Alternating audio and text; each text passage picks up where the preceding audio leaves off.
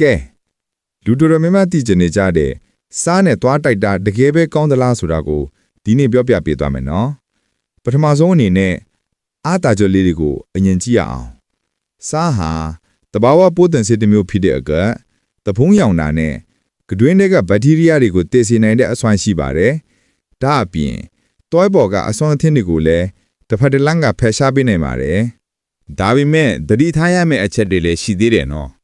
စားဆိုတာကကြမ်းတမ်းတဲ့အမုံမော်တွေဖြစ်တဲ့အတွက်ခဏခဏတိုက်မိရင်တွားရဲ့အပေါ်ရန်ကျွေလွှာ animal ကိုပျက်စီးစေနိုင်ပါတယ်အဲ့ဒီအခါကျရင်တွားကျင်တာမျိုးတွေဖြစ်လာတတ်လို့အလွန်အကျွမ်းမလုပ်မိဖို့အရေးကြီးပါတယ်โอเคဒါဆိုရင်ဘလို့သုံးတဲ့တယ်လဲစားကိုတွားတိုက်စေးနဲ့ရောပြီးကဖြစ်တပတ်ကိုတစ်ကြိမ်လောက်ပဲစနစ်တကျသုံးကြည့်တာကအကောင်းဆုံးပါပဲဒီလိုစိတ်ဝင်စားစရာကောင်းတဲ့ကျန်းမာရေးဘူးတူတာတွေသိရဖို့ My Knowledge Health Channel ကို subscribe လုပ်ထားဖို့မမေ့နဲ့အောင်နော်အားလုံးပဲကျန်းမာတဲ့ပြုံးတွေပိုင်ဆိုင်နိုင်ကြပါစေ